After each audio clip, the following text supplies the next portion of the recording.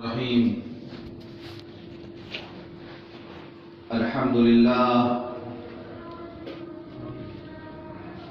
لله رب العالمين، والصلاة والسلام على سيد الأنبياء والمرسلين وخاتم النبيين سيدنا محمد وآله وصحبه أجمعين، ومن تبعهم بإحسان ودعا بدعوتهم إلى يوم الدين. أما بعد،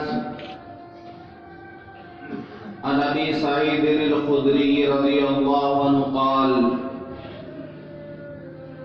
قال رسول الله صلى الله عليه وسلم: من أكل طيبا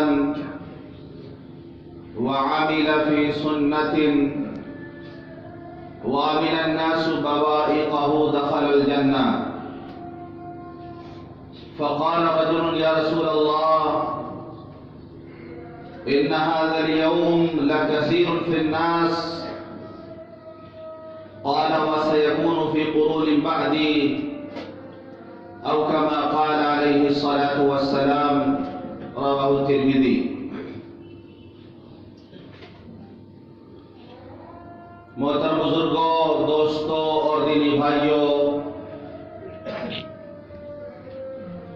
مشہور صحابی رسول حضرت جابر رضی اللہ عنہ روایت کرتے ہیں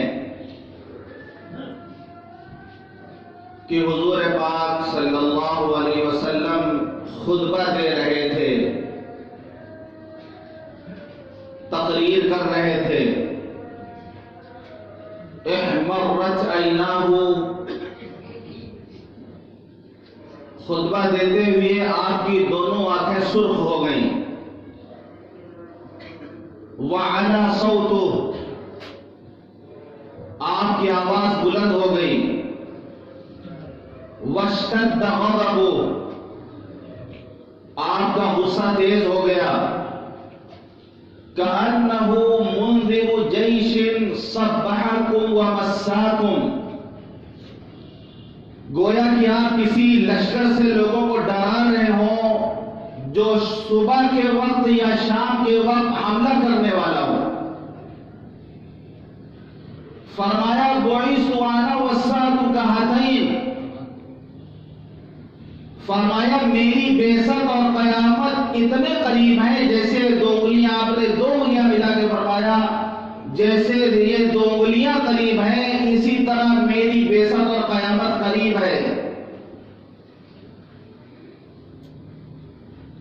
اللہ نے حضرت موسیٰ علیہ السلام سے فرمایا تھا کہ ان الساعۃ آتیۃ، قیامت آنے والی ہے. لیکن کب قیامت آئے گی؟ ان اللہ عنده علم الساعہ، اللہ کے پاس اس کا علم ہے کہ قیامت کب آئے گی. جب جبریل امین نے حضور پاک صلی اللہ علیہ وسلم سے سوال کیا: اخبرنی عن الساعہ، کہ اللہ کے رسول آپ ہمیں بتائیں کہ قیامت کب آئے گی، تو آپ نے جواب دیا کہ مل مسئول عنہا بعالم من السائل، جس سے سوال کیا جا رہا اس کو وہ اتنا ہی معلوم ہے جتنا سوال کرنے والے کو معلوم ہے. یعنی آپ نے فرمایا جبریل جتنا تمہیں معلوم ہے اتنا مجھے بھی معلوم ہے. حقیقی علم تو اللہ کے پاس ہے. ایک دیہاتی نے آگے پوچھا تھا: متی الساعہ یا رسول اللہ، اللہ کے رسول قیامت کب آئے گی؟ اس کے جواب میں آپ نے فرمایا تھا کہ ما اعددت لہا، قیامت کے بارے میں تم پوچھ رہے ہو اس کے لیے کیا تیاری کی ہے؟ قال حب اللہ ورسولہ، اس دیہاتی نے کہا کہ اللہ اور اس کے رسول کی محبت. یعنی میں اللہ اور اس کے رسول سے محبت کرتا ہوں. آپ نے فرمایا: انت مع من احببت، تم انہی کے ساتھ رہو گے جس سے تمہیں محبت ہوگی. حدیث کے راوی حضرت انس رضی اللہ عنہ خوشی سے اچھل پڑے، فرمایا: انا احب اللہ ورسولہ وابا بکر وعمر فارجو ان یکون معهم وان لم اعمل باعمالهم. میں محبت کرتا ہوں اللہ سے اور اس کے رسول سے میں امید کرتا ہوں کہ میں ان کے ساتھ رہوں گا، اگرچہ ہمارے اعمال ان کے اعمال جیسے نہیں ہیں۔ عربی شاعر کہتا ہے کہ احب الصالحین ولست منهم لعل اللہ یرزقنی صلاحا، میں نیک لوگوں سے محبت کرتا ہوں لیکن خود نیک نہیں ہوں۔ میں نیک لوگوں سے محبت کرتا ہوں، خود نیک نہیں ہوں، شاید اللہ مجھے بھی نیک بننے کی توفیق عطا فرما دے۔ تو آپ نے فرمایا بعثت انا والساعة كهاتین، میری بعثت اور قیامت اتنے قریب ہیں جیسے دو انگلیاں۔ پھر آپ نے فرمایا اما بعد اصدق الکتاب کلام اللہ، سب سے سچی کتاب، سب سے اچھا کلام، سب سے اچھی بات یہ اللہ کا کلام ہے قرآن مجید۔ وخیر الہدی ہدی محمد صلی اللہ علیہ وسلم، اور سب سے بہترین طریقہ محمد رسول اللہ صلی اللہ علیہ وسلم کا طریقہ ہے۔ وشر الامور محدثاتها، بدترین امور وہ ہے جو دین میں پیدا کی جائے، دین میں نئی نئی باتیں ایجاد کی جائے، سب سے بدترین امور وہ ہے۔ وکل بدعۃ ضلالہ، اور دین میں جو بھی نئی بات پیدا کی جائے گی، جو بدعت پیدا کی جائے گی، وہ گمراہی کا راستہ ہے، ہر بدعت گمراہی ہے۔ پھر آپ نے فرمایا انا اولا بکل مؤمن من نفسی، میں ہر مومن سے اس کی جان سے بھی زیادہ اس کا حقدار ہوں، میں ہر مومن کا اس کی جان سے زیادہ میں حقدار ہوں۔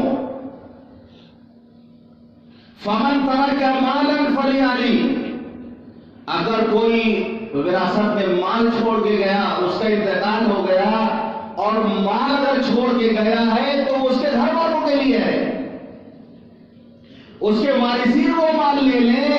ومن ترک دینا او ضیاعا فإلی وعلی، اور اگر کوئی قرض چھوڑ کے گیا ہے یا بال بچے چھوڑ کے گیا ہے تو اس کی ذمہ داری میری ہے، میں محمد رسول اللہ اس کا قرض ادا کروں گا، اس کے بال بچوں کی نگرانی میں کروں گا۔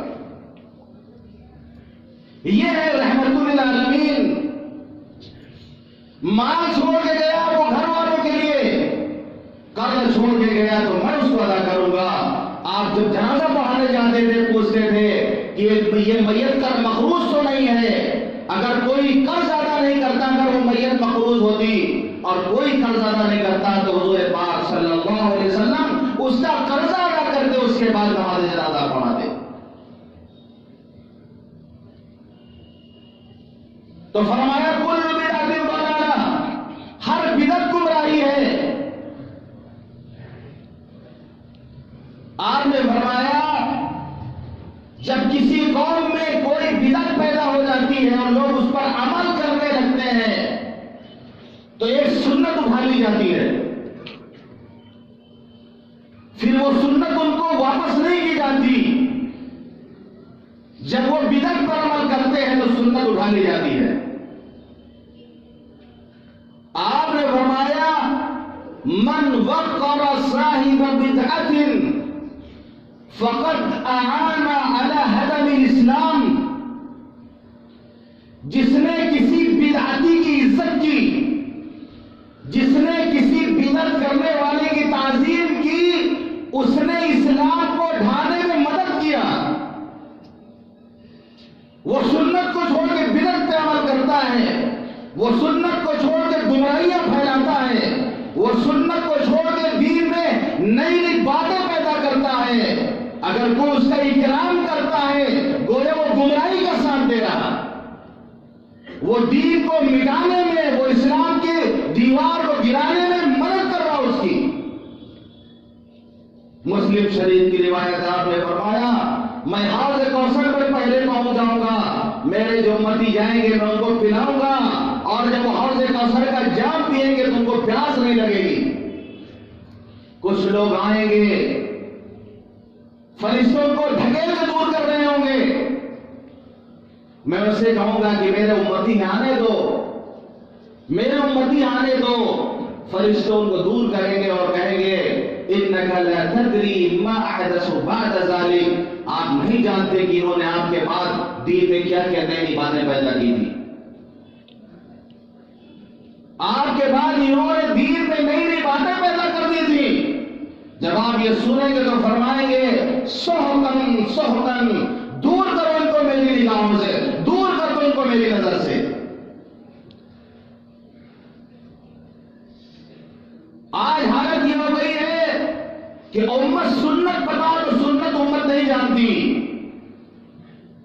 बिदअत की ऐसी आदि हो गई है कि बिदअत में उसको ताज्जुब नहीं होता, सुन्नत में उसको ताज्जुब होता है। और याद रखिए जो सुन्नत जो है, जो हुजूर पाक सल्लल्लाहु अलैहि वसल्लम का तरीका है, पूरी दुनिया में सुन्नत जानी जाती है। मिसवाक करना सुन्नत है। हम अमेरिका चले जाएं, वहां का मुसलमान भी कहेंगे मिसवाक करना सुन्नत है। दुनिया के किसी भी मुल्क में चले जाएंगे, वहां के मुसलमान बताएंगे कि मिसवाक करना सुन्नत है। लेकिन बिदअत हर इलाके के अलग अलग होती है। कलकत्ता की अलग बिदअत होगी, बंगाल की अलग बिदअत होगी, बिहार जाएंगे वहां के अलग बिदअत होगी जो बंगाल वाले नहीं जानते, यूपी चले जाएंगे वहां वाले जो बिदअत करते हो बिहार वालों का नहीं मालूम, आप उड़ीसा चले जाएंगे तो उड़ीसा वाले जो बिदअत करते हो बंगाल वालों को नहीं मालूम। हर स्टेट हर इलाके की अलग अलग बिदअतें होती हैं। बिदअत की निशानी और अलामत ही यही है कि मुसलमान उसको नहीं जानता, उस इलाके के लोग सिर्फ उसको जानते हैं और दीन समझ के उसको करते हैं। हज़रत इरफान बिन सारिया रज़ियल्लाहु अन्हु रिवायत करते हैं कि एक दिन हुज़ूर पाक सल्लल्लाहु अलैहि वसल्लम ने गालिबन फजर की नमाज पढ़ाई। नमाज के बाद आपने खुतबा दिया, वाज़ना रसूलुल्लाह सल्लल्लाहु अलैहि वसल्लम मौइज़तन बलीगा, बहुत फसीह और बलीग आपने खुतबा दिया। वजलत मिनल कुलूब व ज़अफ़त मिनल उयून, वो खुतबा सुनकर हमारे दिल दहल गए, दिल हमारे कांपने लगे। व ज़अफ़त, आंखें अश्कबार हो गई। वज़रफ़त मिनल उयून, आंखों से आंसू जारी हो गए।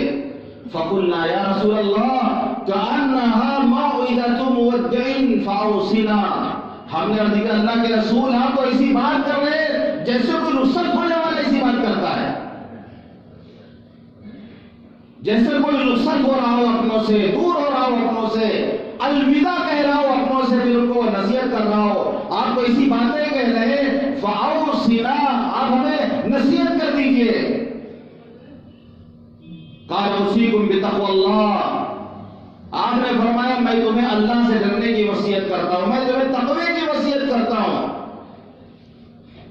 हमारे बुजुर्गों का मामूल था कि जब वो आपस में मुलाकात करते थे तो कहते थे उसीकुम बितक़वल्लाह, हम तुम्हें तक़वे की वसीयत करते हैं। मुख्तसर तकरीर, उसीकुम बितक़वल्लाह, तुम्हें तक़वे की वसीयत करते हैं।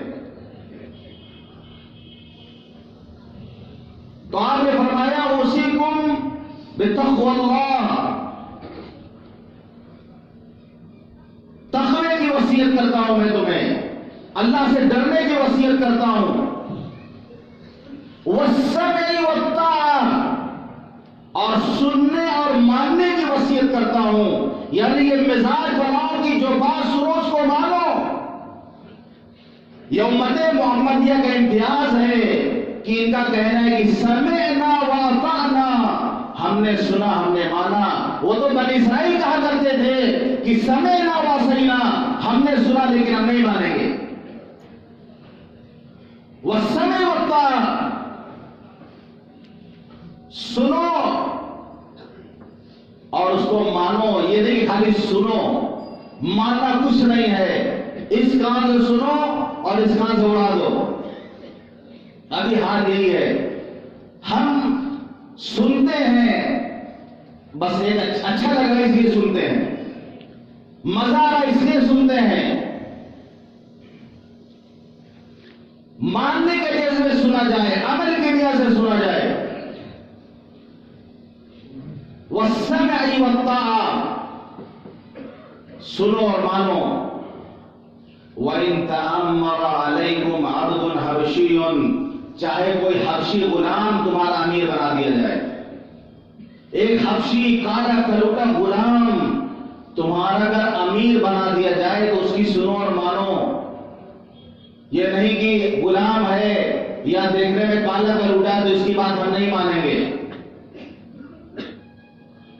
یعنی بتانا یہ ہے کہ اپنے امیر کی مان کے چلو، بڑوں کی مان کے چلو۔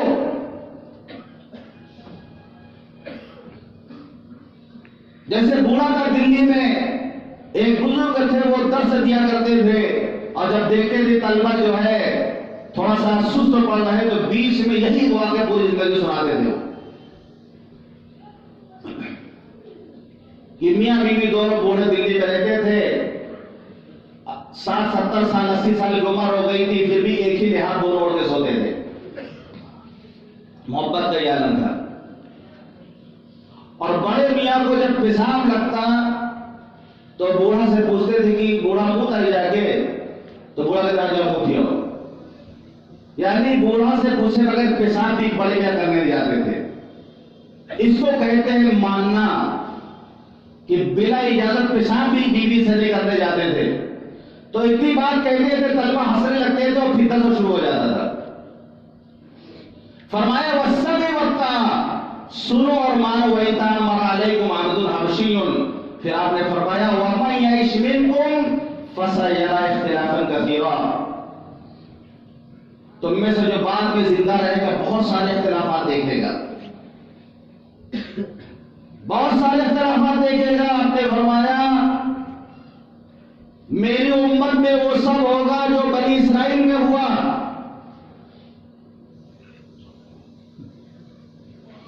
یہاں تک کہ اگر بنی اسرائیل میں کوئی ایسا بدبخت پیدا ہوا ہوگا جس نے اپنی ماں کے ساتھ علانیہ زنا کیا ہوگا، تو میری امت میں بھی ایسا بدبخت پیدا ہوگا جو علانیہ اپنی ماں کے ساتھ منہ کالا کرے گا۔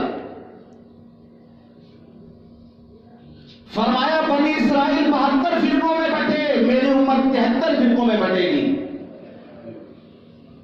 کلہم فی النار الا ملۃ واحدہ، سب جہنم میں جائیں گے سوائے ایک فرقے کے۔ صحابہ نے پوچھا اللہ کے رسول کو کون سا فرقہ ہوگا؟ فرمایا ما انا علیہ واصحابی، جس پر میں ہوں اور میرے صحابہ ہیں۔ میرا طریقہ، میرے صحابہ کا طریقہ جو ہے، جو اس پہ عمل کرے گا وہی فرقہ ہوگا جو فرقہ ناجیہ ہوگا، جو جہنم سے بچ کر جنت میں جائے گا۔ 72 فرقے جہنم میں جائیں گے، صرف ایک فرقہ جنت میں جائے گا، ما انا علیہ واصحابی، جس پر میں وہ اور میرے صحابہ ہیں۔ اس لیے آپ نے آگے فرمایا فعلیکم بسنتی، دیکھو میری سنت کو مضبوطی سے پکڑنا، وسنت الخلفاء الراشدین المہدیین، اور ہدایت یافتہ خلفاء کی سنت کو مضبوطی سے پکڑنا۔ یہ کہہ کے مت چھوڑ دینا کہ یہ سنت تو حضرت عمر نے شروع کی، یہ چیز حضرت عثمان نے شروع کی۔ فعلیکم بسنتی، میری سنت میں بھی چلنا ہے، وسنت الخلفاء الراشدین المہدیین، اور ہدایت یافتہ خلفاء کی سنت میں بھی چلنا ہے۔ یعنی رسول اللہ صلی اللہ علیہ وسلم کی سنت کو بھی اپنانا ہے اور صحابہ کرام کی سنتوں کو بھی اپنانا ہے۔ عضوا علیہا بالنواجذ، آپ نے فرمایا جس طرح کہ کوئی چیز دانتوں سے مضبوط پکڑ لی جاتی ہے، آدمی دانت سے دبا کے پکڑتا ہے زور سے، اس طریقے سے آپ نے فرمایا کہ میری سنت کو اور خلیفہ کی سنت کو مضبوطی سے پکڑو۔ وَإِيَّاكُمْ وَمُحْدَثَاتِ الْأُمُورِ، پھر آپ نے فرمایا دیکھو دین میں نئی نئی باتیں ایجاد کرنے سے بچنا۔ فَإِنَّ كُلَّ مُحْدَثَةٍ بِدْعَةٌ، ہر بدعت گمراہی ہے، وَكُلُّ بِدْعَةٍ ضَلَالَةٌ، ہر بدعت گمراہی ہے۔ آپ نے فرمایا ہر بدعت گمراہی ہے۔ تو حضور پاک صلی اللہ علیہ وسلم کی سنت اپنانے میں صحابہ کرام کے تعامل اور جن پر ان کا اجماع ہوا ہے ان کو اپنانے ہی میں ہماری کامیابی ہے۔ ایک سنت تو وہ ہے جو ظاہری سنت ہوتی ہے، جس کو ہم لوگ جانتے ہیں کہ ظاہری سنت ہے اور لوگ اس کو اپنانے کی کوشش کرتے ہیں جن کو اللہ توفیق دیتا ہے، جیسے مثال میں داڑھی رکھنا سنت ہے، یہ ظاہری چیز نظر آتی ہے۔ یہ جو نہیں رکھتے وہ لوگ کچھ کہوں گا نہیں، جو رکھتے جن کو اللہ نے توفیق دی ہے۔ بیچ میں ایک دو بات اور کہہ دوں، مسجد میں بعض لوگ نماز پڑھنے آتے ہیں، جیسا بھی قالین بچھی ہوئی ہے تو وضو کا جو رومال ہوتا ہے ان کا اس کو اچھے سے بچھاتے ہیں کب اپنے سامنے، لگتا ہے کہ گھر کا مصلی ہے کوئی ان کا۔ بھائی یہ مسجد ہے، ابھی آپ نماز پڑھ رہے ہیں، ایسا میں کوئی اور جگہ نماز پڑھے گا، اس رومال میں آپ منہ پوچھتے ہیں اور اللہ نہ کرے ناک پوچھتے ہوں، اس میں آپ کیا پوچھتے ہوں، اور اس کے بعد وہ لوگ جو بچھا دیتے ہیں سامنے، یہ جو ہے ادب کے خلاف ہے، یہ نہ کرے مسجد میں، کیونکہ دوسروں میں کراہیت ہوگی۔ دوسری چیز یہ ہے کہ بعض لوگ نماز میں آتے ہیں، کبھی کبھی ایسا محسوس ہوتا ہے بہت زور زور سے تسبیح پڑھتے ہیں، تو اس میں کیا تحیات اتنی زور سے پڑھیں گے، اگر سارے لوگ اتنی زور سے پڑھنے لگیں گے سب بھول جائیں گے۔ تو خدا کے واسطے جو لوگ تھوڑا زور زور سے پڑھتے وہ آہستہ پڑھے، دوسروں کو نہ سنائے، اپنے من میں وہ پڑھے، خود سنے وہ۔ اس سے کیا ہے کہ ہم لوگ کو اگر بھول سکتے ہیں، رکعت بھول سکتے ہیں،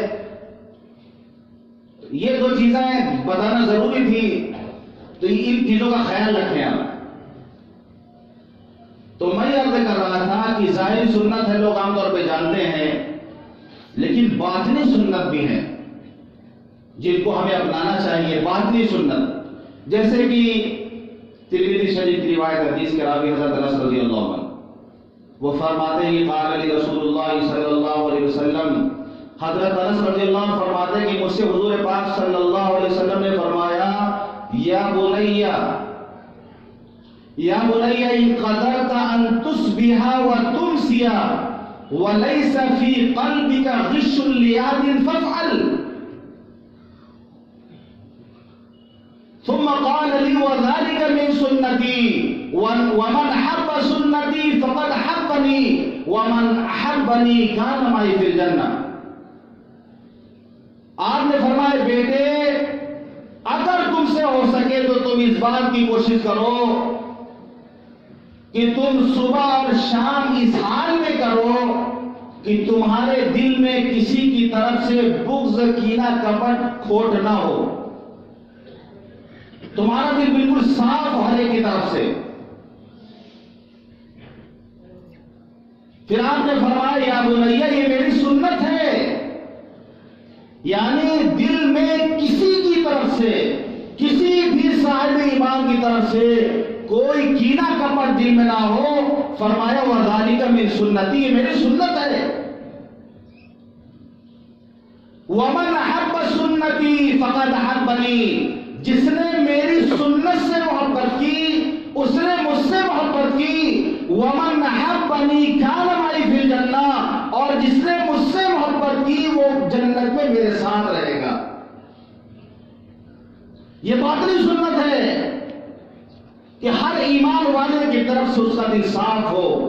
رات میں بستر پہ جب لیٹے تو سوچیں ایسا تو نہیں کسی ایمان والے کی طرف سے ہمارے اندر بدگمانی پیدا ہو، کسی کی دشمنی، کینہ کپٹ، بغض، عداوت کوئی کسی کی طرف سے ہمارے دل میں تو نہیں ہے۔ استغفار کر کے اس کو معاف کر کے سویا۔ اس لیے کہ حدیث میں آتا ہے مسلم شریف کی روایت، آپ نے فرمایا ہر دوشنبہ اور پنج شنبہ جانتے ہیں کس کو بولتے ہیں؟ پنج شنبہ، یہ فارسی ہے، دوشنبہ کو تو لوگ جانتے ہیں، لیکن پنج شنبہ یہ فارسی لفظ ہے، یہ جمعرات کو کہتے ہیں۔ ہر پیر اور جمعرات کو بندوں کے اعمال کی پیشی ہوتی ہے، ان میں سے جو اللہ سے معافی مانگتا ہے اللہ اس کو معاف کر دیتا ہے، سب کی معافی ہو جاتی ہے سوا ان دو لوگوں کے، ان کی معافی روک دی جاتی ہے وہ دو لوگ جو آپس میں کینہ رکھتے ہیں، کہہ دیا جاتا ہے کہ ان کے اعمال والد رکھو، جب تک یہ اپنے دل سے کینے کو ختم نہیں کر لیتے ان کا عمل قبول نہیں ہوگا۔ بہت ڈرنے والی بات ہے، دلوں کو اپنے آپ صاف رکھیں۔ یہ فرمایا وَذَلِكَ مِن سُنَّتِي، میری سنت ہے، یہ باطنی سنت ہے جو اچھے اچھے میں نہیں آج، خواص میں نہیں، عوام میں نہیں۔ تو یہ بہت بڑی بات ہے کہ ہمارا دل ہر ایک کی طرف سے بالکل صاف ہو، کیونکہ ظاہر سی بات ہے اگر دل کے اندر کینہ ہوگا اس کا نتیجہ سامنے آئے گا کہ اگر اس کو کوئی تکلیف پہنچے تو ہم کو بہت مزہ آئے گا،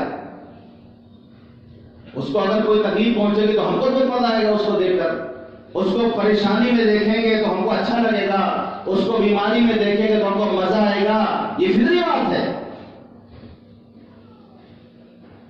آپ نے فرمایا اپنے بھائی کی پریشانی کو دیکھ کر خوش مت ہو، ایسا نہ ہو کہ اللہ اس کو اچھا کر دے اور تمہیں اس مصیبت میں مبتلا کر دے۔ اس کا نتیجہ یہ بھی ہوگا جب دل کے اندر کینہ ہوگا تو اپنی غیبت بھی کرے گا، برائیاں کرے گا، برائی کے ساتھ اس کا تذکرہ کرے گا، اگر کوئی اس کی تعریف کر دے گا تو اس کو اچھا نہیں لگے گا بلکہ الٹا اس کی برائی کرنے پر آمادہ ہو جائے گا۔ یہ نقصانات ہیں کہ وہ شماتت کے مرض میں مبتلا ہوگا، وہ جو ہے غیبت کے مرض میں مبتلا ہوگا۔ اس لیے قرآن میں اتنی خوبصورت دعا سکھائی گئی ہے، ہمیں ہر نماز میں دعا کرنی چاہیے، ربنا اغفر لنا ولإخواننا الذين سبقونا بالإيمان ولا تجعل في قلوبنا غلا للذين آمنوا ربنا إنك رؤوف رحيم۔ ربنا اغفر لنا، اللہ ہماری مغفرت فرما، وَلِإِخْوَانِنَا الَّذِينَ سَبَقُونَا بِالْإِيمَانِ، اور ہمارے جو بھائی ایمان کے ساتھ دنیا سے چلے گئے ان کی مغفرت فرما، وَلَا تَجْعَلْ فِي قُلُوبِنَا غِلًّا لِلَّذِينَ آمَنُوا، اللہ ہمارے دل میں ایمان والوں کی طرف سے غل، کینہ کپٹ ہمارے دل میں نہ ہو۔ ربنا انک رؤوف رحیم، اللہ مہربان رحم کرنے والے ہیں۔ کتنی پیاری دعا قرآن نے ہمیں سکھائی ہے۔ تو یہ باطنی سنت ہے جس کو اختیار کرنے کی ضرورت ہے۔ حضرت ابو ہریرہ رضی اللہ عنہ فرماتے ہیں کہ حضور پاک صلی اللہ علیہ وسلم نے ارشاد فرمایا کل امتی یدخلون الجنہ الا من ابى، میرا ہر امتی جنت میں جائے گا سوائے اس کے جس نے انکار کیا۔ ہر امتی جنت میں جائے گا سوائے اس کے جس نے انکار کیا۔ من ابى یا رسول اللہ، کس نے انکار کیا اللہ کے رسول، کس نے انکار کیا؟ قال من اطاعنی دخل الجنہ، جس نے میری اطاعت کی وہ جنت میں جائے گا۔ ومن عصانی فقد ابى، اور جس نے میری نافرمانی کی اس نے میرا انکار کیا۔ جس نے نافرمانی کی اس نے انکار کیا۔ اب ہم یہ دیکھیں اپنی زندگی میں کہ حضور پاک صلی اللہ علیہ وسلم کے ارشادات ہمارے سامنے آتے ہیں۔ مثال کے طور پر آپ نے فرمایا الصدق ینجی والکذب یہلک، سچائی نجات دلانے والی ہے اور جھوٹ ہلاک کر دینے والا ہے۔ لیکن ہمیں لگتا ہے کہ اگر ہم جھوٹ بول دیں گے تو بچ جائیں گے، ہم سچ بول دیں گے تو پھنس جائیں گے، ہم جھوٹ بول دیں گے تو ہزاروں کا نفع ہم کو اسی وقت مل جائے گا۔ جھوٹ بولنے میں ہم اپنی کامیابی سمجھتے ہیں، فقط ابا یہ انکار کرنا ہوا۔ آپ نے فرمایا من تواضع للہ رفعہ اللہ، جس نے جو اللہ کے لیے جھکے گا اللہ اس کو بلند کرے گا۔ ہمیں لگتا ہے کہ نہیں، ہم جھکیں گے تو ہماری بے عزتی ہو جائے گی، یہ تو ہماری توہین ہے، ہم کیوں کسی سے جا کے معافی مانگیں گے، ہم کیوں کسی کو سوری کہیں گے، اس میں تو میری بے عزتی کی بات ہے۔ آپ نے فرمایا پہلوان وہ نہیں ہے جو سامنے والے کو بچھاڑ دے، پہلوان وہ ہے جو غصے کے وقت اپنے آپ پر قابو رکھے۔ ہم یہ سمجھتے ہیں کہ اگر ہم اس کو چھوڑ دیں گے تو ہماری ناک کٹ جائے گی، ہماری بے عزتی ہو جائے گی۔ آپ نے فرمایا قرآن کی آیت ہے، اللہ کی زبان سے آپ نے فرمایا یمحق اللہ الربا ویربی الصدقات، کہ اللہ سود کو مٹاتا ہے، صدقے کو اللہ بڑھاتا ہے۔ ہم کیا دیکھتے ہیں کہ صدقہ کرنے سے